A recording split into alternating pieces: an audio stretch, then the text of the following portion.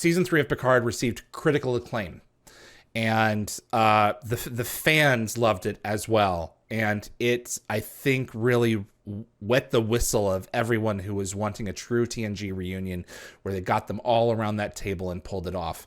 And I honestly think that something can be true for Stargate, where they can bring in new characters and new stories, but also acknowledge who came before. So I think Absolutely. that That's they the can make it best of work. both worlds. Best of both worlds. They can do it.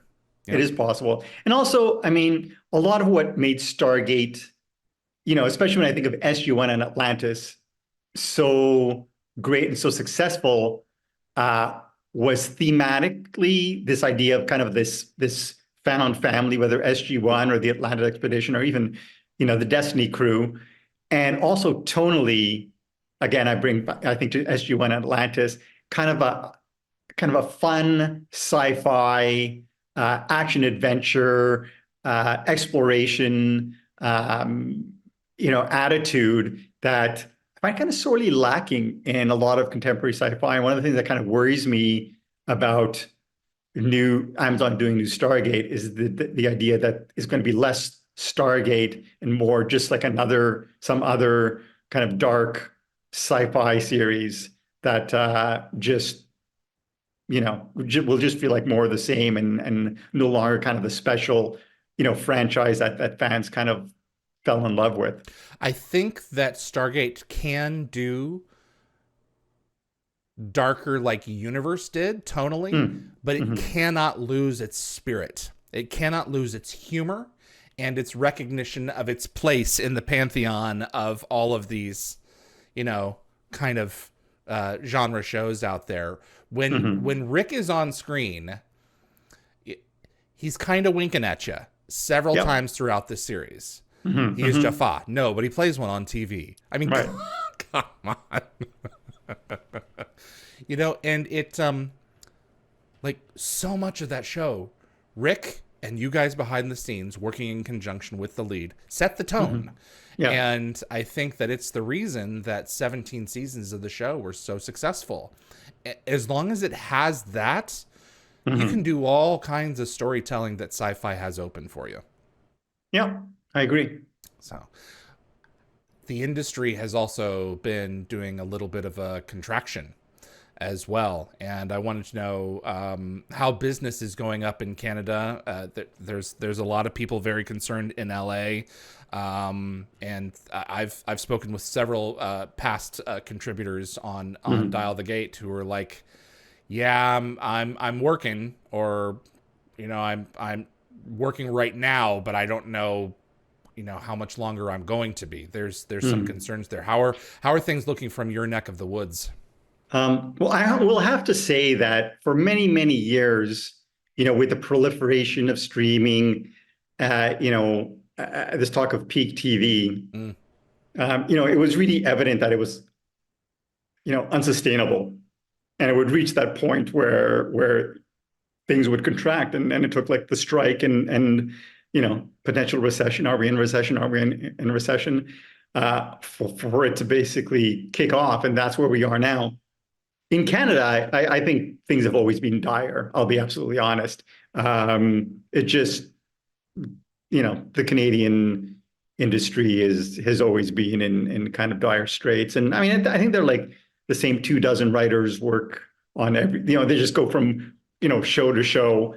But for the most part, it's, the Canadian industry is incredibly, incredibly tough. I mean, I look at my show, Dark Matter, or Brad Wright's Travelers. Those were outliers in that we went out, we created the shows, we went out, we sold them in the U.S., we sold them internationally, and then came back and Canada sort of was kind of a final piece of the puzzle. It's not a situation where you can actually go to a Canadian broadcaster, or rarely go to a Canadian broadcaster and sell a show unless, you're a former network executive, you're related to a network executive, or, right. so it's tough. It's kind of the same way, obviously, in the US, it's all about connections as well. But I'm hearing, more and more, it's becoming increasingly difficult to get those green lights. even with packaging, but packaging, I mean, you bring on, an established director, or sometimes you bring in an established star. And in the past, that would kind of cement a sale, but that's no longer the case now.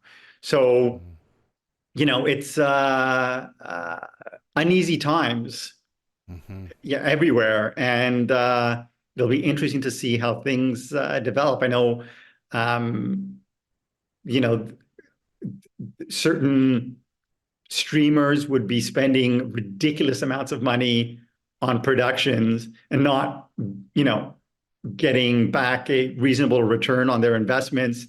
And it just reached the point where they realized, like, this doesn't make any business sense. We've got to find a way to cut costs. And now they're going to the other extreme where Right.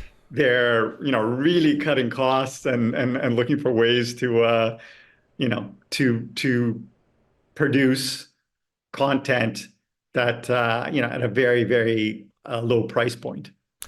Can I ask you a dark matter question?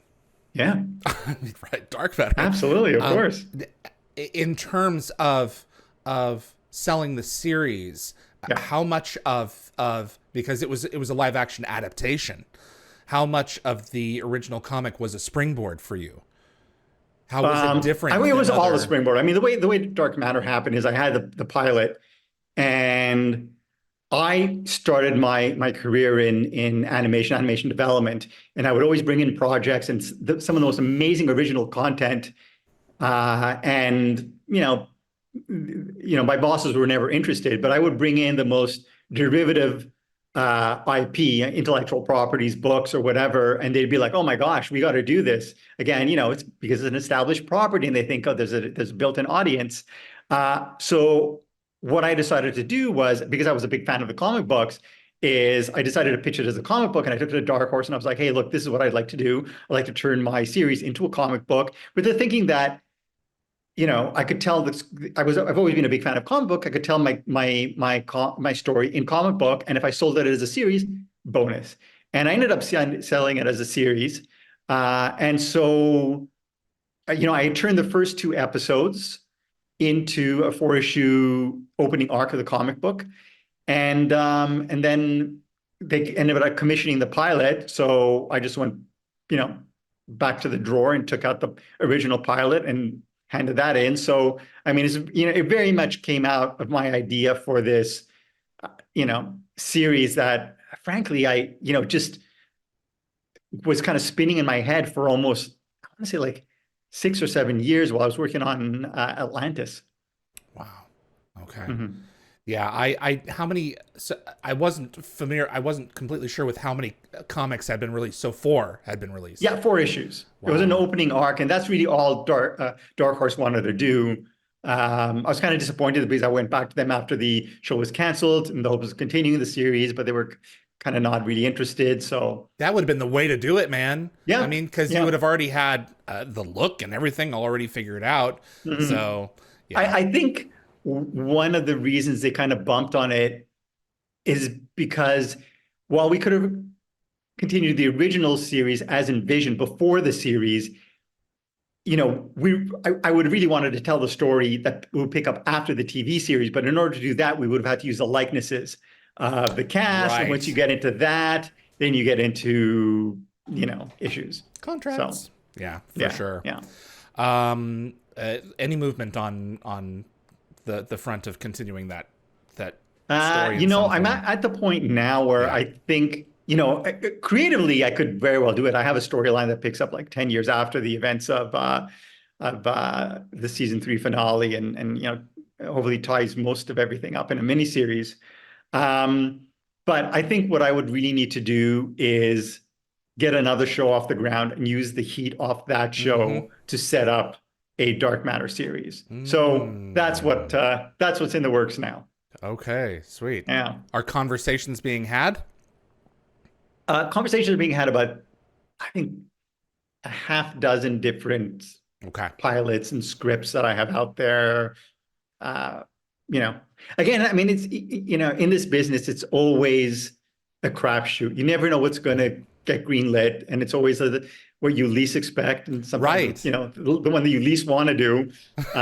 So I don't know. We'll see. We'll see. It's like a job interview. It's like, I got that one. I didn't even try for that one.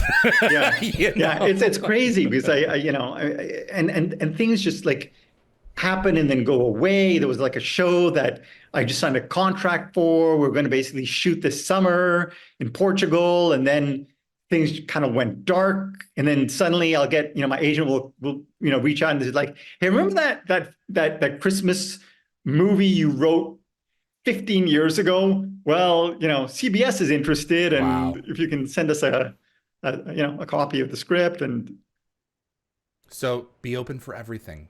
yes, Expect the exactly. unexpected. Yes. Thanks for watching this clip from Dial the Gate. You can find the full live stream shows on our YouTube channel or visit dialthegate.com for the complete schedule. See you on the other side.